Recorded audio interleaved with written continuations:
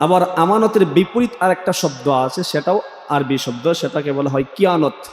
কিয়ানত শব্দের অর্থ হলো আত্মসাৎ করা, গোপন করা, ঢেকে রাখা। যারা আমানতের হেফাজত করবে, আমানতের হেফাজত করার জন্য বলছেন কে? স্বয়ং মহান আল্লাহ তাআলা। আবার আল্লাহ আদেশ করেছেন যার কাছে আমানত রাখার জন্য, যিনি প্রাপ্য তার কাছে আমানতটা রাখতে। যারা আমানতের হেফাজত করতে পারবে মহান আল্লাহ তাআলা তাদের প্রতি খুশি হয়ে যাবেন। আবার যারা আমানতের কিয়ানত করবে মহান আল্লাহ তাআলা তাদের প্রতি রাগান্বিত হবেন, আল্লাহ তাআলা তাদেরকে ঘৃণা করবেন। তাহলে আমরা আমানতের হেফাজত করব না কিয়ানত করব? আমানতের হেফাজত যদি করতে পারি খুশি হবেন কে? পুরস্কার দিবেন কে?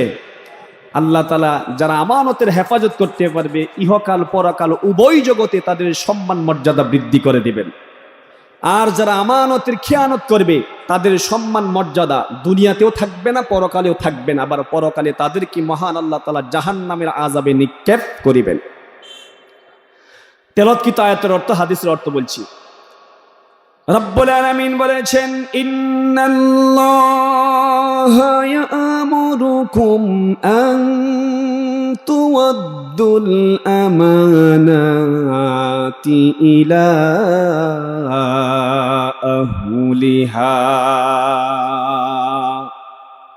নিশ্চয়ই মহান আল্লাহ তাআলা আদেশ করছেন আমানতকে ওই জায়গায় রাখার জন্য যিনি হকদার, প্রকৃত মালিক, তার কাছে আমানত রাখার জন্য হুকুম করেছেন কে? 2 নম্বর হলো ওয়াইযা হাকামতুম বাইনান নাসি আন তাহকুমু বিল আদল। যখন তোমরা মানুষের মাঝে বিচার ফাইসালা করবা, নেই সঙ্গত বিচার ফাইসালা করবা, বলছেন কে? মহান আল্লাহ তাআলা সূরাতুন নিসার 58 নম্বর আয়াতে 2টা আদেশ করেছেন। একটা হলো আমানত, আর একটা হলো ন্যায় বিচার করার জন্য। ইন্নাল্লাহা নি'ম্মা ইয়া'iযুকুম বিহ। মহান আল্লাহ তাআলা কতই না উত্তম উপদেশ দানকারী। ইন্নাল্লাহা কানা সামিআম বাসীরা। নিশ্চয়ই মহান আল্লাহ তাআলা সব কিছু শোনেন এবং সব কিছু দেখেন। এই হলো আয়াতের অর্থ। হাদিসের অর্থ, আবু দাউদের 3068 নম্বর হাদিস, নবীজি বলেছেন, আদ্দিল আমানাতি ইলা মান ইতামানাক। কেউ যদি তোমাকে বিশ্বস্ত মনে করে, তোমার কাছে কিছু আমানত রাখে, সেটা কথার আমানত হতে পারে, টাকার আমানত হতে পারে, জমিনের দলিলের আমানত হতে পারে, স্বর্ণরূপা হতে পারে, যা কিছুই রাখে না কেন, তোমার কাছে যদি তোমাকে বিশ্বস্ত মনে করে, তোমার কাছে কিছু আমানত রাখে, মালিক যখন চাইবে তখন তাকে ফেরত দিয়ে দাও। ওয়ালা তাকুন মান খানাক। খবরদার, কেউ যদি তোমার সাথে আমানতের খেয়ানত করে, তুমি তার সাথে আমানতের খেয়ানত করতে পারিবে না। আমানত যত জায়গায় রাখার জন্য যিনি হকদার, তাকে ফেরত দেওয়ার জন্য হুকুম করেছেন কে? মহান আল্লাহ তাআলা হুকুম করেছেন। আল্লাহর এই হুকুম যারা বাস্তবায়ন করবে, আল্লাহর এই বিধানগুলো যারা গুরুত্ব সহকারে পালন করবে, মহান আল্লাহ তাআলা তাদের প্রতি খুশি হয়ে তাদেরকে জান্নাতের মালিক বানিয়ে দিবেন। ওয়াল্লাযীনা হুম লিআমানাতিহিম ওয়া আহদিহিম রাউন উলাইকা হুমুল ওয়ারিসুন الذين يرثون الفردوس هم فيها خالدون। মহান আল্লাহ তাআলা বলেছেন, তোমাদের প্রতি যত প্রদত্ত আমানত আছে, সমস্ত আমানত এবং ওয়াদা সমূহ হেফাজত করো, রক্ষণাবেক্ষণ করো। যারা আল্লাহর এই হুকুম পালন করবে, মহান আল্লাহ তাআলা তাদের প্রতি খুশি হয়ে তাদেরকে মালিক বানিয়ে দিবেন। কিসের মালিক? সবাই বলুন, কিসের মালিক? জান্নাতের মালিক কেমন জান্নাত, জান্নাতুল ফেরদাউসের মালিক মহান আল্লাহ তাআলা তাদেরকে বানিয়ে দিবেন। আর যারা আমানতের হেফাজত করতে পারবে না বরং খিয়ানত করবে, রব্বুল আলামিন তাদের ব্যাপারে বলেছেন ইন্নাল্লাহা লা ইউহিব্বুল খাইনিন,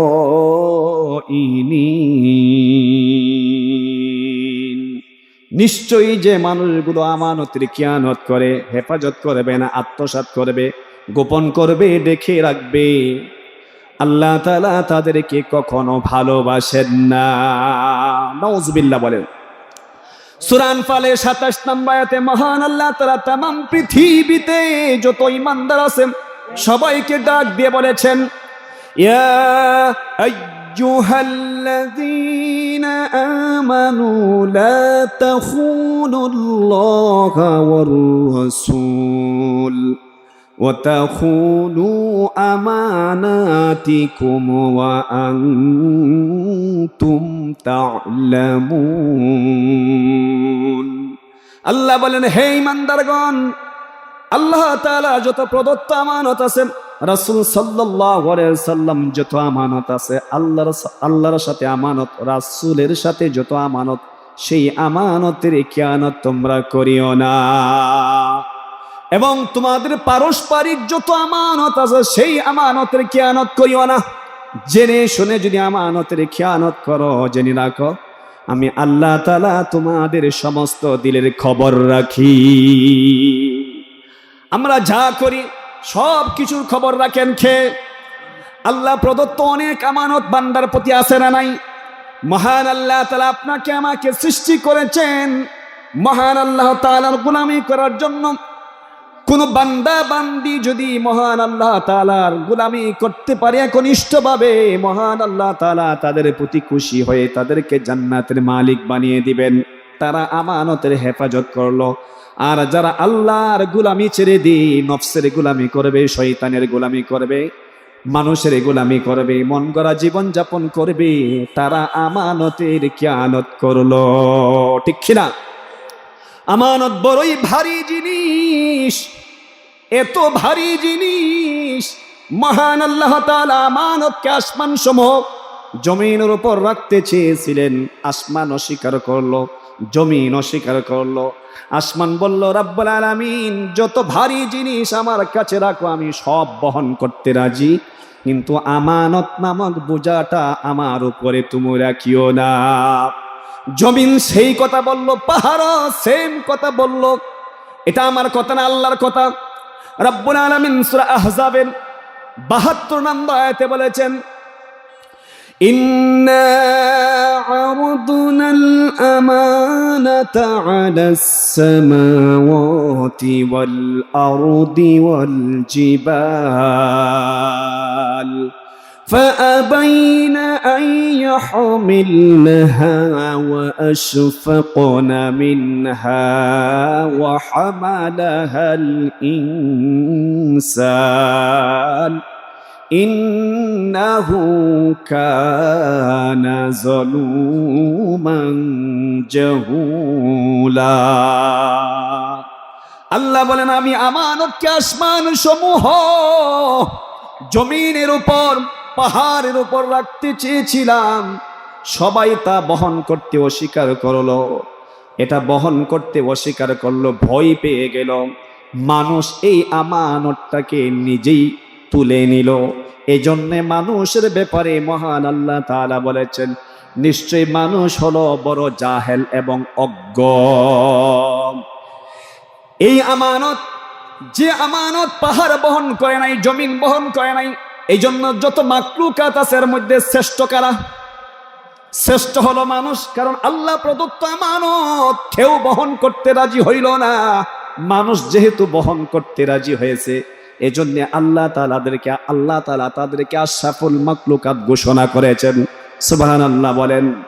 তবে কারা আশরাফুল মাখলুকাত? যারা আল্লাহ প্রদত্ত আমানত, রাসূল সাল্লাল্লাহু আলাইহি ওয়াসাল্লাম প্রদত্ত আমানত, নিজেদের পারস্পরিক আমানতের হেফাজত করতে পারবে, তারাই হলো আশরাফুল মাখলুকাত। আর যারা আমানতের হেফাজত করতে পারবে না, আল্লাহ তাদের ব্যাপারে বলেছেন উলাইকা কাল আনআম বাল হুম আদল। যারা আমানতের হেফাজত করতে পারবে না, মন গড়া চলবে, শয়তানের আনুগত্য করবে, মিথ্যা কথা বলবে, প্রতিবেশীকে কষ্ট দিবে, প্রতিবেশীকে যন্ত্রণা দিবে, জুলুম নির্যাতন করবে, আল্লাহ তাদের এ ব্যাপারে বলেছেন এরা মানুষরূপী শয়তান, শয়তানের চাইতে আরো নিকৃষ্ট। আল্লাহ তাদেরকে চতুষ্পদ জন্তু বলে উল্লেখ করেছেন, এমনকি তারা চতুষ্পদ জন্তুর চাইতে আরো নিকৃষ্ট। নাউজুবিল্লাহ বলেন। তার মানে আশরাফুল মাখলুকাত, এই সৃষ্টি জগতের মধ্যে তারা হলো আশরাফুল মাখলুকাত, যারা আল্লাহর আমানতের হেফাজত করতে পারবে। যারা আমানতের হেফাজত করতে পারবে না, তারা কখনো আশরাফুল মাখলুকাত হতে পারবে না। ঠিক কিনা? একজন প্রতিষ্ঠানের প্রধান, যে কোনো প্রতিষ্ঠানের প্রধান হইতে পারে, তার উপর প্রতিষ্ঠানে কিছু আমানত আছে না নাই? যিনি প্রতিষ্ঠানের প্রধান, তার প্রতি যত প্রদত্ত আমানত আছে, সমস্ত প্রদত্ত আমানত তিনি যদি হেফাজত করতে পারেন, যতদিন প্রতিষ্ঠানে থাকবেন, চাকরি যদি শেষ হয়ে যায়, ওনার দ্বারা যদি প্রতিষ্ঠানের কোনো আমানতের খেয়ানত না হয়, তাহলে আশেপাশে যত মানুষ, কমিটিতে যারা ছিল, শিক্ষক যারা ছিল, সবাই ওই লোকটার জন্য আফসোস করবে, আহারে উনি কত খুব ভালো মানুষ ছিলেন, একটা টাকা আত্মসাৎ করেন নাই, ওনার মধ্যে কোনো সিটারি বাটপারি দানদারি ছিল না, নয় ছয় করতো না, লোকটার জন্য সবাই দিল থেকে দোয়া করবে। ঠিক কিনা? আবার অনেক প্রতিষ্ঠানের প্রধান এইরকমও তো আছে, দায়িত্ব পাওয়ার পরে আমানতের খেয়ানত করে। তার উপর যে দায়িত্ব দেওয়া হয়, যদি বলা হয় একটা বিল্ডিং একটা কাজের জন্য দেওয়া হয়, বাউসারে যত টাকা খরচ হয়েছে এর চাইতে দ্বিগুণ লিখে ফেলে, এরকম মানুষও তো আছে। ঠিক কিনা? যারা আমানতের খেয়ানত করবে, প্রতিষ্ঠানের প্রধান হোক, পরিবারের প্রধান হোক, সমাজের প্রধান হোক, যারাই আমানতের খেয়ানত করবে, মানুষ তাদেরকে ভালোবাসবে। কি করবে? ভালোবাসবে। কথা বলবে, ভালোবাসবে না ঘৃণা করবে? সবাই তাকে ঘৃণা করবে, কারণ কোনো একদিন ধরা পড়বে। যারাই আমানতের খেয়ানত করবে, ধরা একদিন পড়তেই হবে। যদি ধরা পড়ে, সবাই তাকে তুতু দিবে, সবাই তাকে শ্রদ্ধার পরিবর্তে ঘৃণা করবে, বলবে ওই লোকটার কারণে, ওই প্রতিষ্ঠানের প্রধানের কারণে প্রতিষ্ঠানের উন্নতি হলো না, ছাত্ররা ভালো রেজাল্ট করতে পারে না। ঠিক কিনা? সুতরাং আমাদের প্রত্যেকের উপর অনেক দায়িত্ব আছে। আবার পরিবারের প্রধান, 6 ভাই, 6 ভাইয়ের মধ্যে একজন প্রধান থাকে, বাকি ভাইগুলো বিশ্বাস করে ভাইয়ের কাছে টাকা পয়সা, সব টাকা পয়সা রাখে। বড় ভাই, অনেক ভাই এরকম আছে, ছোট ভাইরা কি ছোট ভাইদেরকে ঠগায়, আছে না নাই? এরকম ঘটনা আছে না নাই? যে ভাই অন্য ভাইকে ঠগালো, আমানতের হেফাজত করলো না খেয়ানত করলো? খেয়ানত করলো। প্রত্যেকটা ভাই তার ভাইকে সবচেয়ে বেশি ভালোবাসে। ভাই যখন বিপদে পড়ে, বিপদ থেকে উদ্ধার করার জন্য ভাই তার জন্য দৌড়াইয়ে যাবে, কিন্তু বড় ভাই যদি ছোট ভাইয়ের সাথে আমানতের খেয়ানত করে, তাহলে তার প্রতি যে শ্রদ্ধা ভালোবাসা থাকার দরকার, ততটুকু শ্রদ্ধা ভালোবাসা তার দিলের মধ্যে থাকবে না। ঠিক কিনা? আমাদের দেশের চেয়ারম্যান, মেম্বার চেয়ারম্যান, এমপি আছে না নাই? তাদের উপর কিছু আমানত আছে না নাই? জনগণের আমানত আছে। যে চেয়ারম্যান, যে মেম্বার, যে এমপি জনগণের আমানতের হেফাজত করবে, জনগণের হকগুলো দিয়ে দিবে, সমস্ত জনগণ তার জন্য কান্নাকাটি করবে। সে যদি ক্ষমতাচ্যুত হয় অথবা মারা যায়, বলবে তার মতো মেম্বার আর আমাদের গ্রামে জন্মগ্রহণ করে নাই, তার মতো চেয়ারম্যান এই ইউনিয়নে দ্বিতীয় আর কেউ নাই, যদি আমানতের হেফাজত করতে পারে। ঠিক কিনা? কিন্তু কোন মেম্বার, কোন চেয়ারম্যান যদি আমানতের খেয়ানত করে, গরিবের মাল আত্মসাৎ করে, বিধবা ভাতা খাটকে ফেলে, আছে না নাই? ওই মেম্বারের জন্য, চেয়ারম্যানের জন্য মানুষগুলো কান্নাকাটি করবে না, তার জন্য গালিগালাজ করবে, বলবে ওর মতো ভাটপার, ওর মতো সিটার, ওর মতো সিটিং আমাদের সমাজে আর কেউ নাই। যারা রাষ্ট্রীয় ক্ষমতায় থাকে, তাদের উপর রাষ্ট্রের কিছু আমানত আছে না নাই? অবশ্যই তাদের উপর রাষ্ট্রের অনেক কিছু আমানত আছে। যারা রাষ্ট্রীয় ক্ষমতা থাকার পরে এই আমানতগুলো হেফাজত করতে পারবে, এটা এমপি হোক, মন্ত্রী হোক, প্রধানমন্ত্রী হোক, সবার উপর কিছু আমানত আছে। ঠিক কিনা? প্রধানমন্ত্রী থেকে শুরু করে যদি প্রধানমন্ত্রী জনগণের সমস্ত আমানতের হেফাজত করতে পারে, সবার সাথে সমান ব্যবহার করতে পারে, সবার প্রতি এক নজরে থাকতে পারে, প্রত্যেক মানুষ তার সরকার দলের মানুষ, বিরোধী দলের মানুষ সবাই তাকে মহব্বত করবে, ভালোবাসবে, কারণ তারা মনে করে ওই প্রধানমন্ত্রী সবার সাথে সমান ব্যবহার করে, কারো পক্ষ নেই না, আমানতের হেফাজত করে, খেয়ানত করে না। আবার কোন দেশের প্রধানমন্ত্রী যদি তার দলের পক্ষ অবলম্বন করে বিরোধী দলের নেতা কর্মীদেরকে অন্যায়ভাবে গ্রেপ্তার করে, জুলুম নির্যাতন করে, আমানতের খেয়ানত করে, যখন ক্ষমতাচ্যুত হবে তার জন্য আফসোস করবে না, বরং বলবে আলহামদুলিল্লাহ। ঠিক কিনা? সুতরাং টপ টু বটম, উপর থেকে শুরু করে নিচ পর্যন্ত প্রত্যেকের উপর কিছু আমানত আছে না নাই? যত আমানত আছে সমস্ত আমানতের হেফাজত করতে হবে। বলছেন কে? আল্লাহ বলছেন তোমরা আমানতের হেফাজত করো। যদি আমানতের হেফাজত করতে পারো আমি তোমাদের সম্মান মর্যাদা বৃদ্ধি করে দিব। বিশ্বনবীজি বলেছেন, আল মুস্তাদরাক 7989 নম্বর হাদিস, আরবাউন ইযা কানা ফীকা লা ইয়াদুররুকা মা ফাতাকা মিনাদ দুনিয়া। তোমার মধ্যে যদি 4টা জিনিস থাকে তাহলে তামাম পৃথিবীতে যা আছে সব যদি তোমার হাতছাড়া হয়ে যায় এরপরেও তোমার কোনো ক্ষতি হবে না। 4টা জিনিসের 1 নাম্বার হলো হিফজু আমানা, সমস্ত আমানতের হেফাজত করা। তোমার প্রতি যত প্রদত্ত আমানত, বিবির আমানত, সন্তানের আমানত, ভাই বোনের আমানত, প্রতিবেশীর আমানত, আত্মীয় স্বজনের যত আমানত আছে সমস্ত আমানত যদি হেফাজত করতে পারো, এই আমল যদি করতে পারো, আল্লাহ তাআলা তোমাকে ইহকাল পরকাল উভয় জগতের ক্ষতি থেকে হেফাজত করিবেন। 2 নাম্বার হলো ওয়াসিদকু হাদিস, সদা সর্বদা সত্য কথা বলা, সত্যের উপর চলা, সত্যের চর্চা করা, সত্য কথা বলা, সৎ কাজে সহযোগিতা করা। এটা বলা সহজ, আমল করা বড়ই কঠিন। ঠিক কিনা? সত্য কথা সবাই বলতে পারে না, অল্প টাকার বিনিময়ে মানুষ মিথ্যা কথা বলে ফেলে। ঠিক কিনা? অনেক দোকানদার এরকম আছে, নিজের সাময়িক সুযোগ সুবিধা বুক করার জন্য মালে বেজাল দেয়, ওজনে কম দেয়, বলে 1 নাম্বার কাঠি সয়াবিন তেল আছে না নাই। মধু আনতে গেলেন, বলে 1 নাম্বার কাঠি মধু। ঘরে এনে দেখলেন এই মধুর মধ্যে মিষ্টির শিরা মিশানো আছে না নাই। তাহলে সবাই কিন্তু সত্য কথা বলতে পারে না। সত্য এমন একটা গুণ, যে গুণ কোনো মানুষের মধ্যে যদি থাকে, আল্লাহর রাসূল বলছেন সত্যের উপর প্রতিষ্ঠিত থাকার কারণে ওই লোকটাকে আল্লাহ তাআলা ইহকাল পরকাল উভয় জগতের ক্ষতি থেকে হেফাজত করিবে। ঠিক না?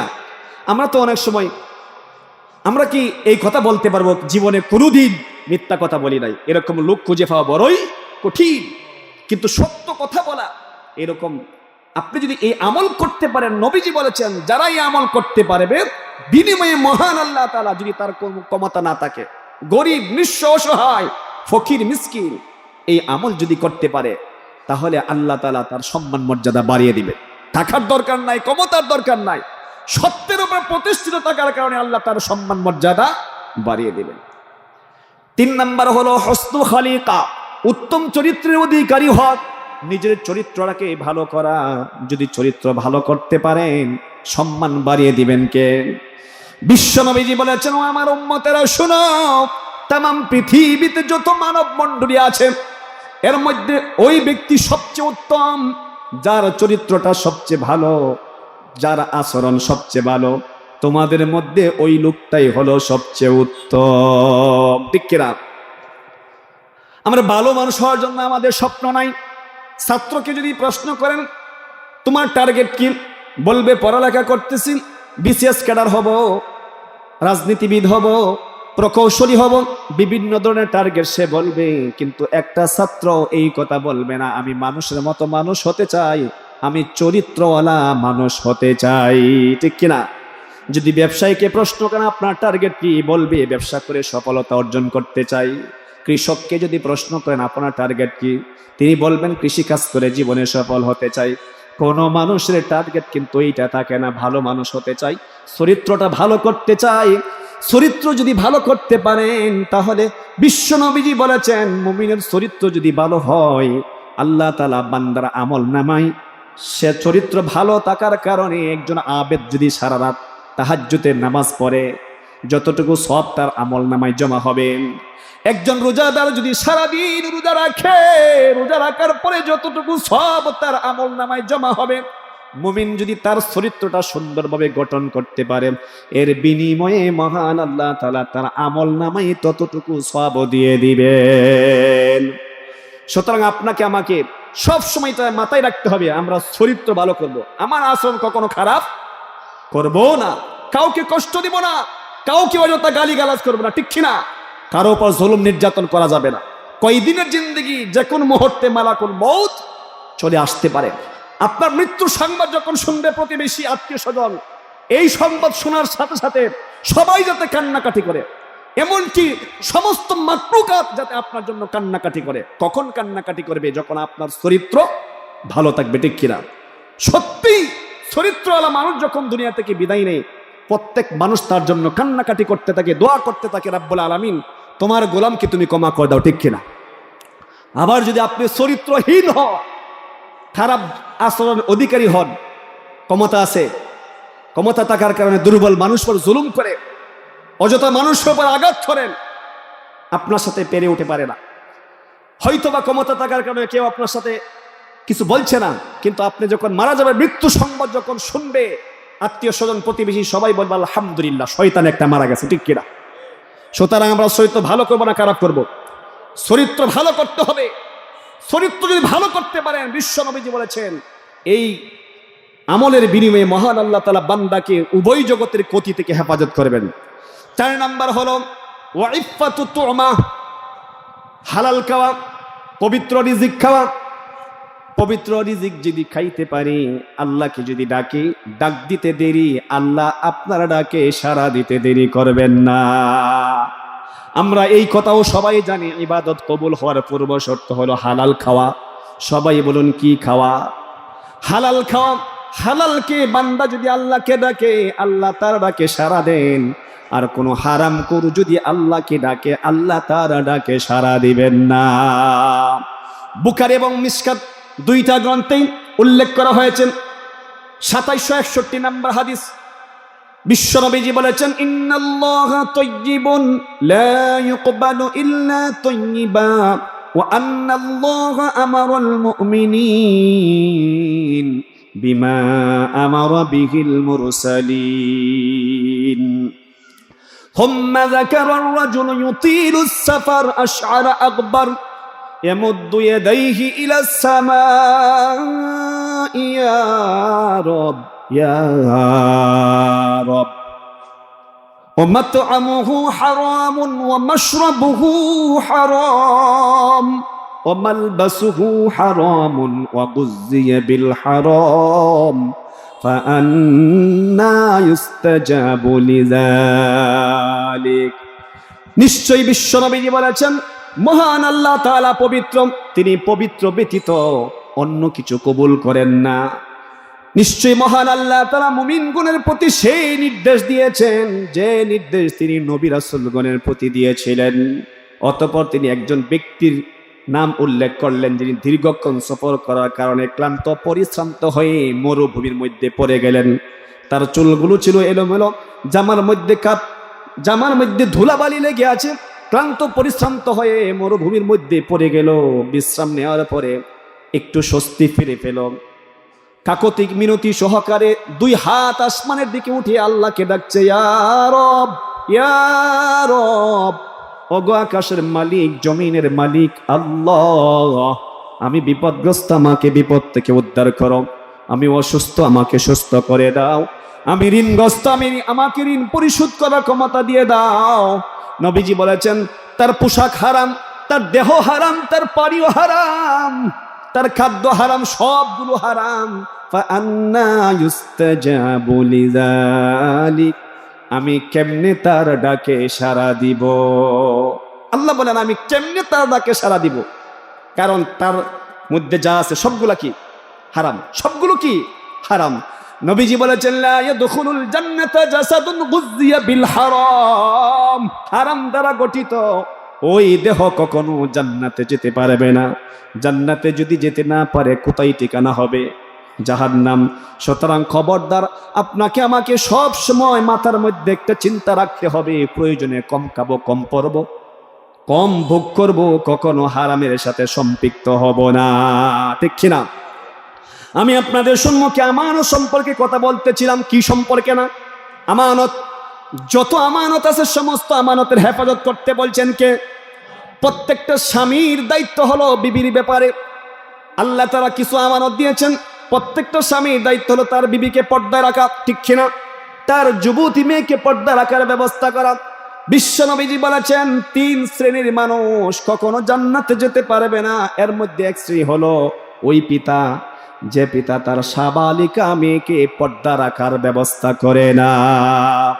এরকম পিতা আমাদের সমাজে একজনও নাই। আছে? কত ভালো মানুষ, কারো ক্ষতি করে না, 5 ওয়াক্ত নামাজ পড়ে, জামাতের সহিত নামাজ আদায় করে, একটা প্রতিষ্ঠানের শিক্ষক, খুব ভদ্র মানুষ।